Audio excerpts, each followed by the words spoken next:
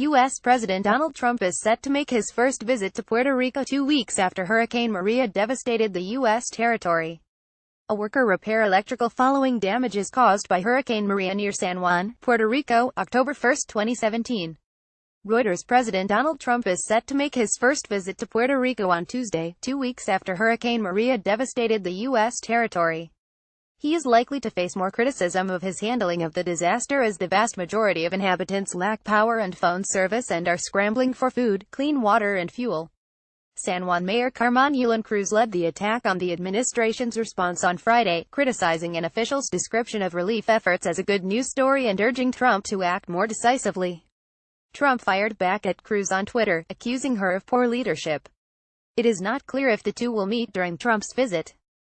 Cruz has been invited to participate in the events tomorrow, and we hope those conversations will happen and that we can all work together to move forward, White House spokeswoman Sarah Sanders told reporters on Monday.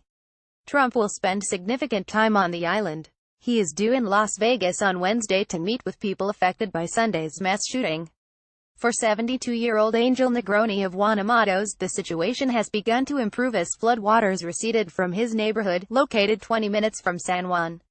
Locals could occasionally get spotty cellular service, an improvement from the communication vacuum of days earlier.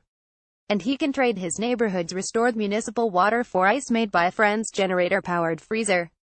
"It's better now," said Negroni, while standing on his covered porch on Monday, cooking fish on a propane-powered camping stove. "We're okay." At least 5.4% of customers in Puerto Rico had their power restored by mid-morning on Monday, according to the U.S. Energy Department, with San Juan's airport and marine terminal and several hospitals back on the power grid. It said the head of Puerto Rico's power utility expects 15% of electricity customers to have power restored within the next 2 weeks. Elusive cellular services. The U.S. Federal Communications Commission said on Monday 88.3% of cell phone sites which transmit signals to create a cellular network were out of service, virtually unchanged from 88.8% on Sunday. FEMA Administrator Brock Long, on a trip to the island on Monday, said things were improving with traffic moving and businesses reopening. "I didn't see anybody in a life-threatening situation at all," he told reporters. "We have a long way to go in recovery," adding that rebuilding Puerto Rico is going to be a Herculean effort. Gas flowing nearly 2 weeks after the fiercest hurricane to hit the island in 90 years, everyday life was still severely curtailed by the destruction. The ramping up of fuel supplies should allow more Puerto Ricans to operate generators and travel more freely. "We've been increasing the number of gas stations that are open," Governor Ricardo Rossello said at a news briefing, with more than 720 of the island's 1,100 gas stations now up and running.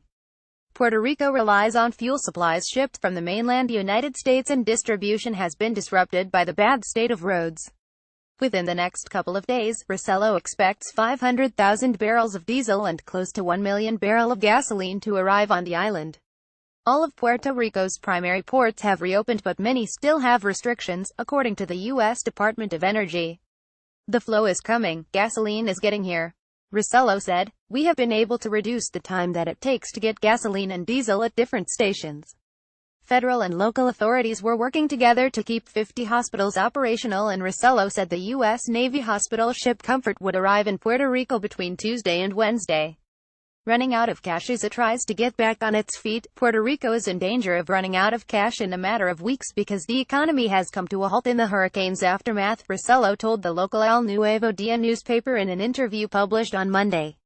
After filing for the largest U.S. local government bankruptcy on record in May, Puerto Rico owes about $72 billion to creditors and another $45 billion or so in pension benefits to retired workers.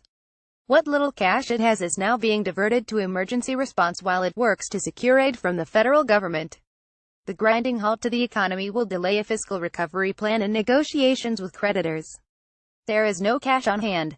We have made a huge effort to get $2 billion in cash," Rossello said in the interview, "but let me tell you what $2 billion means when you have zero collection. It's basically a month government's payroll, a little bit more." Trump's administration is preparing to ask Congress for $13 billion in aid for Puerto Rico and other areas hit by natural disasters, congressional sources said. The island's recovery will likely cost more than $30 billion. Source: Hurt World and agencies.